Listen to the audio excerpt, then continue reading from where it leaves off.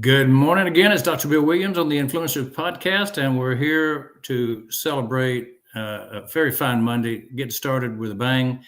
Evan Allen of 9Point8 Collective. He's the GM and co-founder of the business, and I want to bring Evan in right now. Welcome to the Influencer Podcast. Glad to be here. Thank you for having me on, Dr. Williams. Yeah, you're right up the road, right up I-85 in Charlotte, North Carolina. And I'm glad you're here with us today. We have a lot to discover about your business, 9Point8 Collective. Tell us where you were, what happened, how did you get started, and especially tell us about the name, 9Point8 Collective. Yeah. So I'll start from the top there. I was in Cambridge, Massachusetts, along with my co-founders, working at a venture studio by the name of Kogo Labs up there. I was an entrepreneur in residence. They were the strategic advisors to the business I was working on. We really loved working together as a team. We loved the venture studio model, which really focuses on helping identify gaps in the market and opportunities for innovation, and then pairing those gaps with a very, very lean and strategic founding team, and giving them the space and the operational capacity to do nothing but test exactly that. And each time you pass the test, prove that there is an opportunity there, you kind of double down on the investment, expand the team, and continue going to market. So that's the studio model. We were working at a venture studio, and we developed a lot of conviction in it. We saw why it works. We saw how it works. And we realized that there's a need for it. We were contrasting what we learned at the studio and how we operated at the studio with the way we'd seen innovation approach sort of out in the wild, as we call it, within large corporations. And we realized that we could take the methodology, take what's in our heads, and develop this playbook and take it out there to venture funds looking to create their own deal flow, to corporations looking to add some scaffolding to their infrastructure, or even to individual businesses looking for a little extra juice to get them through that 0 to 1 stage of the life cycle. So just, really getting excited about it, seeing it, living it every day, and contrasting it with what was going on. We got really excited about it. And about 15 months ago, we started the 9Point8 Collective. So to answer your question about the name, so 9.8 is the rate of acceleration due to gravity. And so there's a lot of symbolism there, and in the inevitability of the studio methodology and the process and the way that they consistently produce viable businesses and opportunities. So that's where the 9.8 comes from. Definitely a little nerdy, but that fits us nicely as well, because we're not shy about the fact that we're a little nerdy ourselves. Well, the good thing about it, it's inevitable. You can't not have the effect. Gravity Exactly. will be with us. Now, I've always heard the term skunkworks and innovation labs and venture capital groups. But you talk about studio. Kind of place yourself in the middle of all those. Yeah. So we love the term skunkworks, actually. We've got a channel in our Slack group for skunkworks for all of our crazy ideas that don't necessarily fit in with the rest of what we're talking about and the rest of our business, but we kind of want to put a pin in them for later.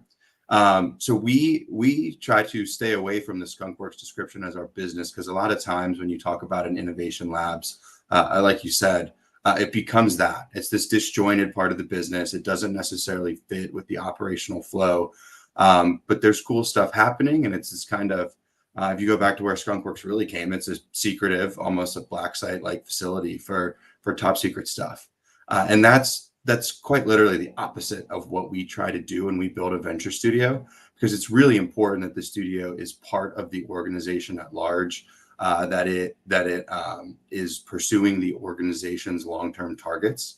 And so the way we actually build studios and help tailor them in is we customize the operational model to make sure that they're using existing functions and teams that exist within the org. So the idea isn't to create this sort of black site for tinkering, but rather an innovation engine that's very much a part of the rest of the company. Yeah, that makes a lot of sense. So as our audience listens, and we're mostly entrepreneurs, and we're mostly people who are looking to implement new technologies around the world and further the human condition. We have a humanitarian bent to our culture, the people who listen to this podcast particularly, uh, what do you do in terms of instilling culture as you're doing your studio work? I would say the biggest thing that we try to instill in terms of culture is celebrating failures. That's one of the reasons the venture studio model is so capital efficient. The idea isn't to take an opportunity and force it through, and do everything you can to make it work, but rather test whether it does work. And so identifying that something doesn't work quickly is worth celebrating. That is a successful outcome in at least the eyes of a venture studio. And so that's really hard for people. Embracing failure, celebrating failure is a very hard thing to do. We actually came across a group out of Peoria, Illinois, the Distillery Labs, but they host a failure club. And once a month they get together and they talk about their greatest failures, and everyone in the room, kind of weighs in on stuff that they've seen that's similar. But that's a really, really hard concept for people to embrace. And that's something you have to start with, right? And you hear it a lot in the innovation space. If you're going to fail, fail fast. And that's exactly what it is, finding the learnings. So I'm seeing the question on the screen. My greatest failure story, is that where we It just happened to pop in at the right moment you mentioned. So how does a studio have a failure? Or have you seen that happen where you took off on the wrong direction and had to correct? Tell us about that. Yeah.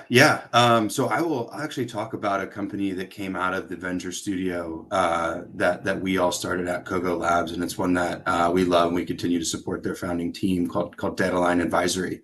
And they actually started as a matching service for people looking to buy used vehicles. The whole idea was to put in all the information that you might, consider your priorities and the criteria you're looking for in a vehicle, all the way down to the dealership level. And if you wanted to go in person and buy virtually, the like. With the chip shortage and the onset of COVID, it really kind of upended the used car market. But what they had was a really fantastic matching engine that they built. And so the sort of dead end and the really coincidental and unfortunate timing with what they were building in the used car landscape was shaping up to be quite a formidable challenge for them. And so what they did and what the studio sort of helped them with was identifying the next best place to apply that technology. And they actually landed in a totally different space, but the RIA space for registered investment advisors. And use that same matching engine and the auction algorithm on the back end to pair individual people with the RIA that is best suited for them. And by working from both sides of the marketplace to understand, not just your net worth and what you're looking for in investment strategy, but on the flip side, what advisors are looking for, who their target client is, whether or not they have a brick and mortar presence in your local shop. Some people want to go in and meet face to face. Some people want to do Zoom. So by going through this whole matching and interview process over 18 to 20 questions, much like they were doing for used cars, oddly enough, they created an incredibly valuable product in the RIA space. And the feedback from the RIA side is fantastic. Leads convert at almost a 50% ratio, which is nearly unheard of in the space. And so by being willing to listen to what the market told them about what they were building and what was being launched out of the studio, and accept it, not try to force a square peg into a round hole, to say, but really by listening and pivoting, they built an incredibly valuable product. That's interesting that you say that, because we have got echoes. Don't know why. Now it's better. As I interview people across the world on Influencer Podcast, one of the common things I found was the time of COVID was a terrible time for a startup. And they got caught with so few opportunities because of everything shutting down and nobody wanted to listen to anything new. But to have a strategic advisor like yourselves helping people recover was part of the success that they experienced, it sounds like. Yeah, there's a lot of these similar stories that pop up around COVID because, like you said, a lot of businesses, met their end because of COVID. But a lot of businesses learned how to lean into the challenge and pivot and create products that there was this whole new market for. I mean, there's you look at what COVID did for Peloton, right? That was one of the best things that ever happened to their Or brand. Zoom? Or Zoom, exactly. All sorts of collaboration and remote working technologies popped up, and so what are headwinds for some are tailwinds for others, and it's really just about kind of hearing what the environment and the economy is telling you that the market needs, and being able to listen and be receptive to that, and lean into it where you can. So if you are a consultant, if you're a think tank, as you guys are, what are the three top reasons you see people fail? Yeah. So there are probably a lot more than three that come to mind, but to go off what we were just talking about, uh, one of the first and foremost is people who don't listen. Your customers are going to tell you what they like and what they don't like about your product.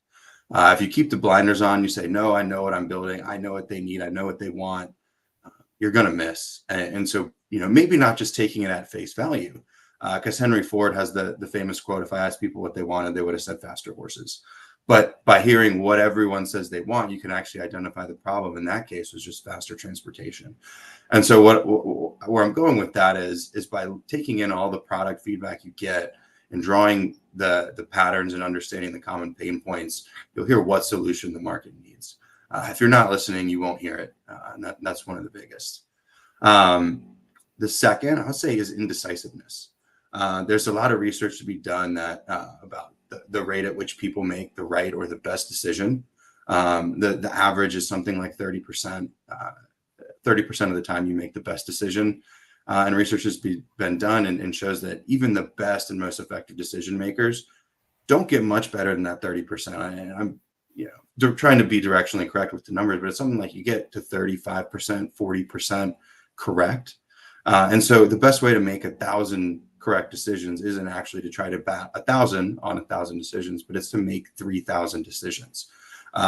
So we see people a lot be very indecisive, kind of tinkering around with the product, afraid to go out to market. Just do it is our thing. There's a saying, measure twice, cut once, but only measure twice.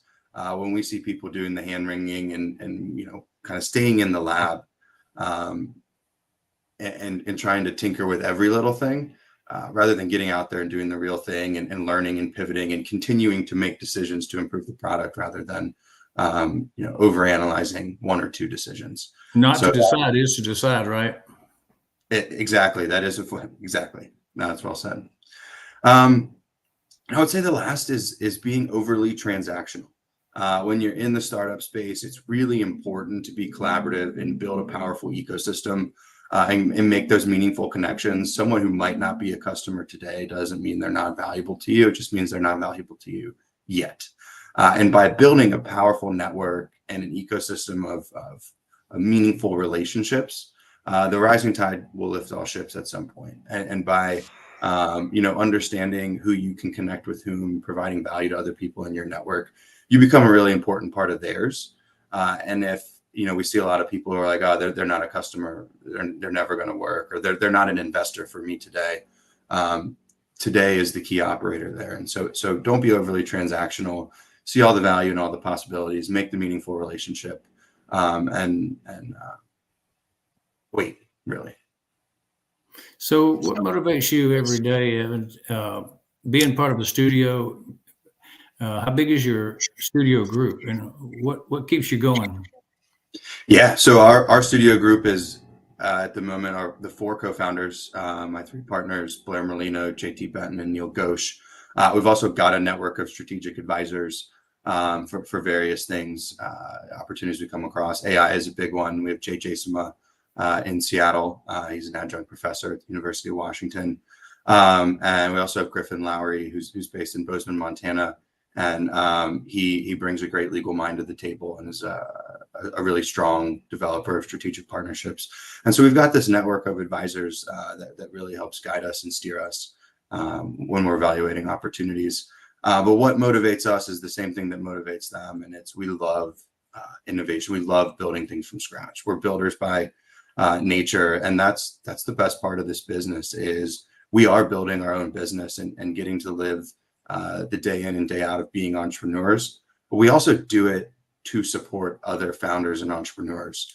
We're helping people innovate serially. We're helping standalone founders build their business and get to from 0 to 1 in the most effective, efficient way possible. And then alongside it, we're raising a venture fund because we come across lots of really good, promising companies. So the opportunity to not just invest capital, but to invest in-kind resources in those businesses and really help champion them and get them where they want to go is fun. It's empowering. And so to go back to where I started with that is we get to be entrepreneurs, but we also get to help entrepreneurs, and building things from scratch is what gets us all really excited. Yeah, I can identify totally with that. Being a dentist, being a coach to dentist, teaching dentists for all of my career, I was not satisfied to just to go to the office and work on patients. I had to have another outlet. So it sounds to me like the entrepreneur helping entrepreneurs is exactly what you're doing. Exactly. Tell us some success secrets from your model at 9.8 Collective. Yeah, you got to be gritty is the number one thing. We always talk about grit. Being an entrepreneur is not easy. People love to talk about serendipitous beginnings, happy endings. But there was a quote we actually came across and shared last week. The middle is no fun. The middle is hard. The middle always feels like failure. And it really takes conviction and drive to power through that and turn the hard middle into a happy ending. If you're not gritty, you probably won't make it. And unfortunately, it really is that simple. It's really all about being able to persevere and power through. So if you don't have the stomach for long days, longer nights, entrepreneurship might not be the best place for you to go next. Everything rests on top of you. It's not going to be given to you. Absolutely. So this goes back to something I said earlier, but like I said, you really have to listen. And it comes from this, you have to be humble, really. If you're not humble, if you think you know all the answers, if you're not willing to learn and understand that you might not be doing the right thing or the right thing at that time, if you don't have that open feedback loop, it's really tough to build something great that other people want to believe in, whether we're talking about customers and clients or co-founders and employees.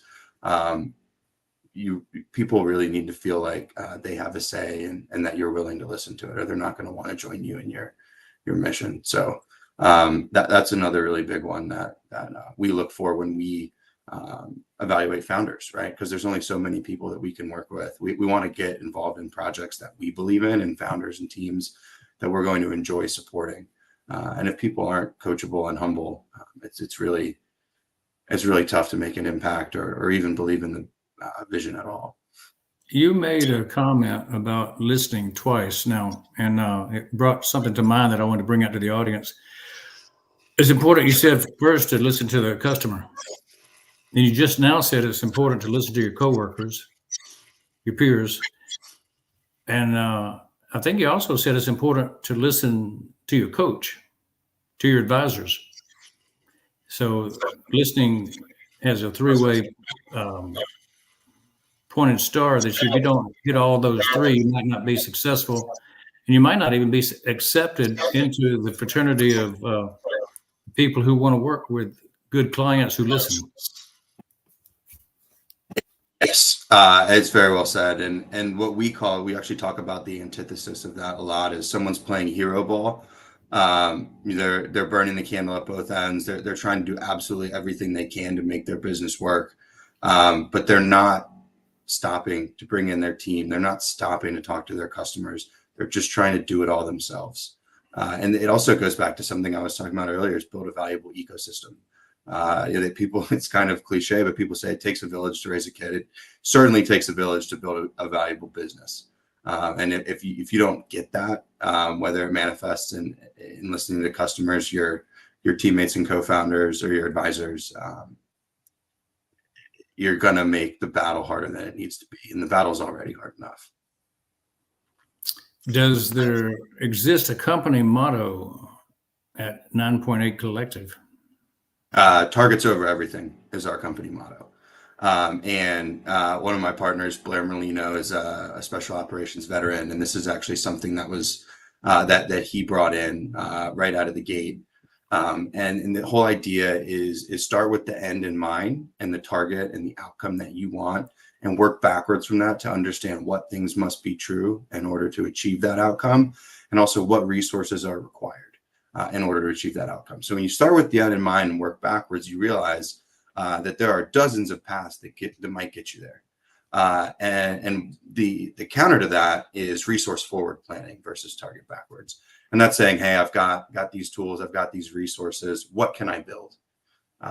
And it limits your thinking. It's not necessarily wrong, but it is less repeatable and less likely to produce consistent outcomes over a time horizon, which is why it's not the best motto for a venture studio, which is looking to produce many successful outcomes over that time horizon. So targets over everything. Anyone who works with us will hear it until they're sick of hearing it, but it's something we really believe in. The target is non-negotiable. The path always is. And this, again, I'm going to sound like a broken record here, but it goes back to listening. When the path isn't working, when you're hitting that dead end, rather than try to push through that wall that might not be pushed throughable, to make up a little term there, just go around it, pick a different path. I think you opened up a real interesting conversation with bringing in a special ops expert onto your business team. What a unique perspective that is. I'll be Absolutely. I'll be doing an interview with a commanding officer of a naval destroyer later today. Oh, wow.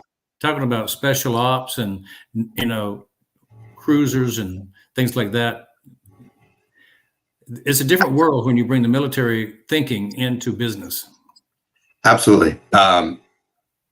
If you want to have an interesting conversation with the commander, or go down an interesting path per se, I'm sure the conversation will be interesting regardless. Ask him how he plans a mission.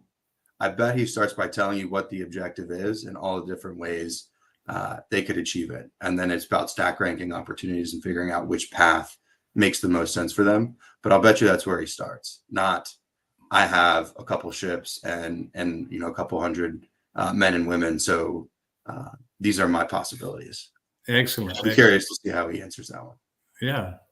So why would somebody buy from you guys, the venture studio that you have?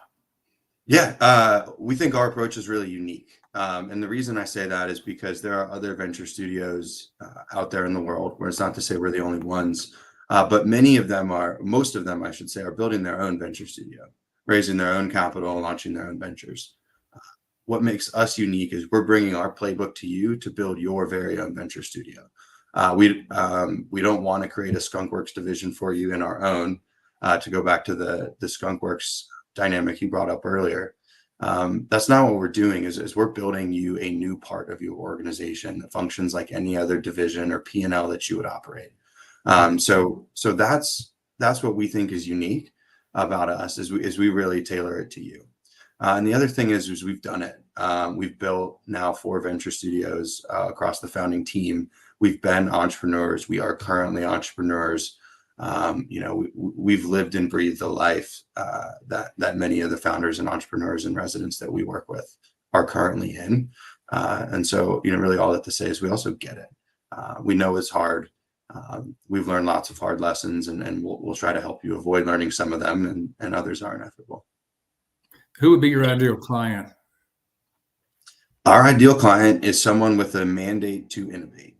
And I say that broadly because there's a few different profiles that fits, whether it's a chief innovation officer or a CEO at a large company who knows that if they're not investing in innovation and launching new products, that eventually they'll become obsolete. It's the innovator's dilemma. And then similarly, venture capitalists, VC funds who are always looking for new ventures. Many of them, we believe, should have their own venture studios and create their own deal flow. They understand what companies are working in the market. They understand what trends are worth capitalizing on, no pun intended there. But why wouldn't they want to build their own deals? They don't have to pay market rate and bid against other VCs for their slot in the round. And oftentimes create their own deal flow, especially for those Series A type venture capitalists. The studio model relies on outside investment at some point. So, being able to build that valuable business and then invest in it in kind of their own captive way is we've heard is hugely compelling from VCs. And so that's why I give you the sort of broader answer. But anyone with a mandate to innovate, and it can take several forms. Y'all are not so much into the merger and acquisition as you are in the development and creation. Is that right? That's exactly right. We kind of think of our approach as almost counter to mergers and acquisitions. And to give you an example of what I mean there, as many of those large businesses that I alluded to, the CIO or the CEO look to innovate through acquiring other businesses. When you acquire other businesses, you're buying a business that someone else built with their own end state in mind. So a lot of times the business or the product is close, but it's not exactly the way you would have built it if you built it yourself. And if it's a business that's coming across your desk or you're seeing this opportunity to purchase it, it's because they're already having success. And that means you're paying market rate or a markup on the business. And so you combine those two things, you're paying extra for something that's not as great as it would be if you built it yourself. And so that's why we think of it as kind of a counter to mergers and acquisitions, or maybe not a counter, but a complement. You can do both, but our approach is really to help people build what they want, build it for them. That's kind of like M&A is you got to trim the fat when you buy it, whereas with yours, you're going to build it up and build the body from ground up. Exactly right. How do you find these ideal clients? There's a few things that we do. Really, the most impactful is networking.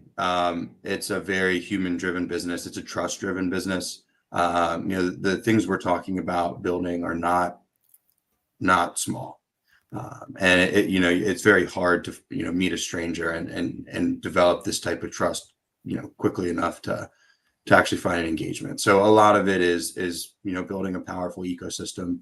And understanding the pain points that everyone's facing, building trust, and then kind of letting these engagements, flow out of those relationships. So it's not easy, again, because we only work with 2 to 3, maybe 4 clients in a year as far as studio builds go, because they're big undertakings. And we develop a lot of those relationships by getting out there and attending events, conferences, stuff that really fits nicely with our areas of expertise, which is fintech, digital marketplaces. This used to be a little bit more niche, but AI powered businesses. But we mean AI like in a true sense of incorporating large language models into your core technology, not having an API relationship with ChatGPT. So those are the types of businesses we look with, and there's lots of events organized around this. So we just want to get out there and meet people who are solving problems in the right spaces.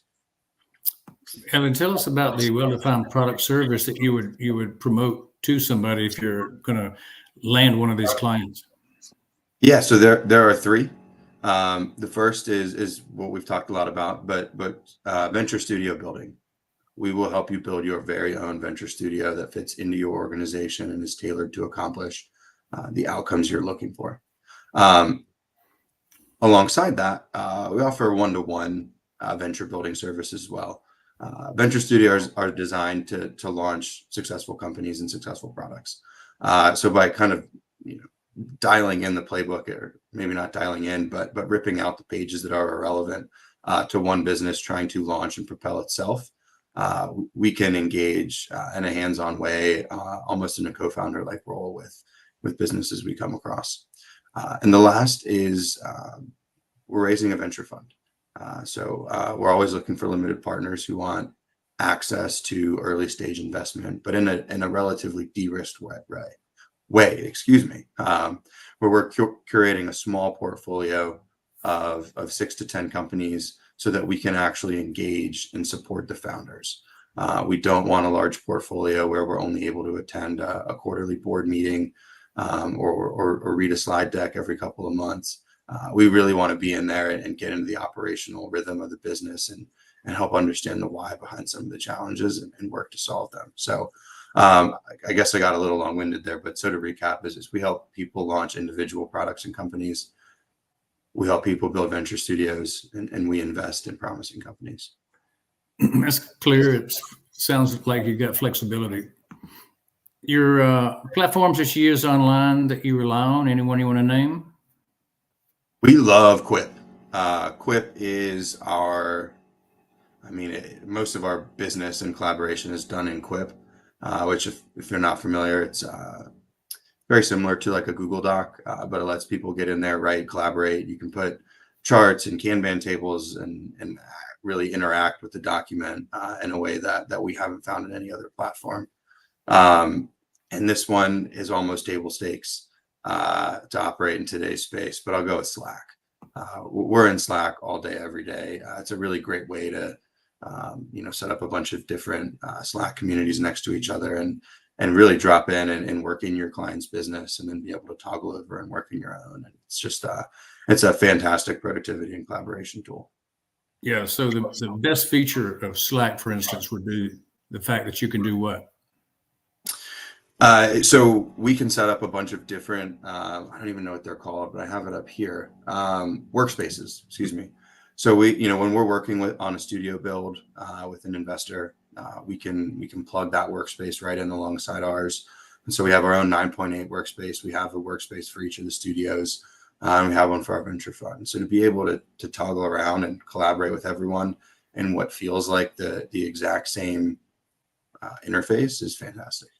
And it's secure within the organization. Yeah, absolutely. Absolutely. What about a missing feature? I'm always interested in what do you think is missing that needs to be added to a platform like Slack? Ooh, I think they have it, but I know they have it. We just didn't necessarily love it. But there's I think they call it a Hangout, but the video interface within Slack to effectively serve as like a Zoom or a video conferencing function. That's one that just wasn't as effective and intuitive and kind of harder to share with people outside the organization.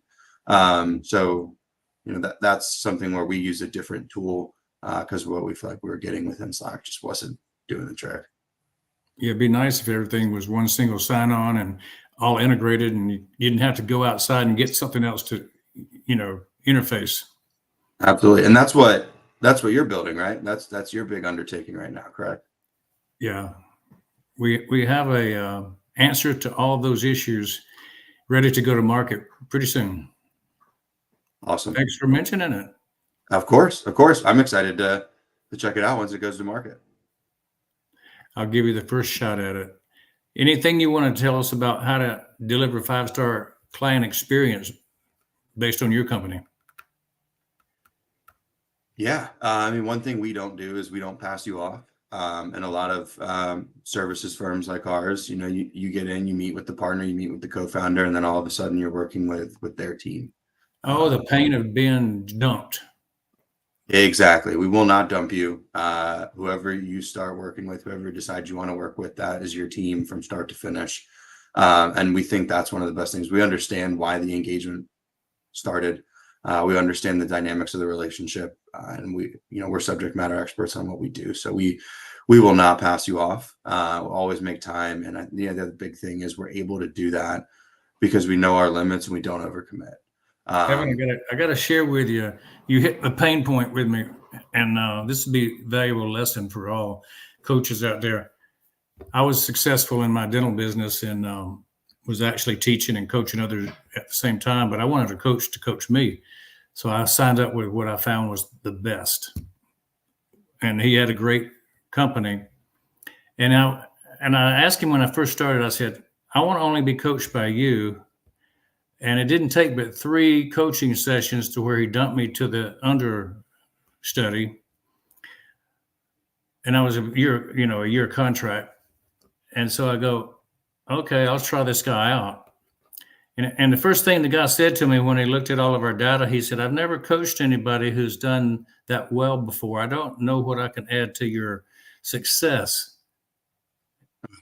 It's like if you only create in your own capability half of what we're already doing, how can you ever take us to the next level? And so Right, uh, right. your coaches, your advisors have to have experience if they're going to guide you somewhere that they've never been. That's a little tricky. Absolutely. Absolutely. And that goes back to sort of what we were talking about is, we have lived the lives that the entrepreneurs we support are living. So we get it. We have been there. We have, helped and taken it to the next level ourselves. So we get it. And we're not going to pass you off to someone who hasn't. And Good point. So to take somebody from a client to a brand ambassador that refers you valuable clients, what do you guys do to create that? well, I think we just touched on it. Deliver a 5-star experience. If people aren't pleased with your service, they're certainly not going to be a brand ambassador. And if you only give them 4-star service, probably not going to be a brand ambassador, or at least not the powerful champion that you would want out there, singing the praises of your business. So that's a prioritized quality first and foremost, always. But then the other thing we do is we try to elevate our clients and make them the heroes, especially, when we're working alongside an organization. Is our goal isn't to come in and become the heroes and make it seem like you didn't know how to do your job without us, but we're just a complement or an extra tool for people to use to make them better and more efficient. So we think that by elevating our clients and making them heroes and teaching them how to do what we do, and not just be relying on us, our goal is to deliver a 5-star experience and work ourselves into an advisory role and even fade out beyond that. Especially in studio builds. If we work ourselves out of a job, that means we did a great job. And that's what I was thinking. You work yourselves out of a job, and that's what you call success. Absolutely. It's exactly our goal. In my business, the dental business, that was the same thing. I would take in somebody that was a wreck, a train wreck, we call it, when their mouth was terrible. We fixed it up perfect, and then we didn't have anything else to do. And that was our goal, was to make every patient totally healthy so they didn't need us anymore. Exactly. And if they enjoy the experience, they feel you did a good job, someone's going to ask them how they did it. And they're going to say you. Yeah. At the end stage of my career, 50 years of doing it, I had thousands of patients who were finished. And so I would always go in the hygiene room to check them out, and they would be friends and they would be healthy. And we didn't have to actually talk them about doing any work. We just had to maintain. And so it was a great relationship. It's a good way to finish up with a lot of friends. That's awesome. What are you grateful for today, Evan? This is like March 4th, and here we are in the beginning of springtime. I'm grateful for I'll call them partners, whether it's my life partner, my wife, or my co-founders. I've got a really, really great team around me. I love what I do for work. I love who I work with. We have a really good time doing hard stuff. It's very unique. It's not something that really any of us had come across in this type of way in our career. And I'm so grateful for my wife. The fact that she's willing to deal with sometimes crazy hours or weird schedules. The fact that she's supportive of me and my business partners are supportive of us and have those same dynamics at home. It lets us be the best version of ourselves and focus on giving it all for our clients and partners. So I just love the team that I have around me. Like it. My goal is at this point is to have fun every day, figuring out how to have fun in a different way every day. It's like, why do you work? Well, because I like it. And it sounds like that's exactly what you're doing. You like having the hard challenges, I guess you call them. Figure out how to make a company better. That's hard. Very hard. But like you said, it's finding that new challenge is fun. We love it. If you have a challenge, what do you actually do to overcome it?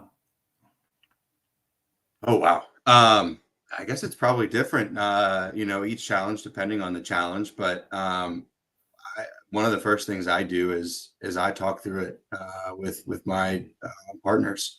whether it's a personal challenge and I'm talking with family and friends, or it's a business challenge, I'm talking with my partners. But I think this goes back to where we started, but hearing what other people have to say, getting other perspectives, and just not going blinders on straight at something. Because that, at least for me, that used to be my first reaction. That's great.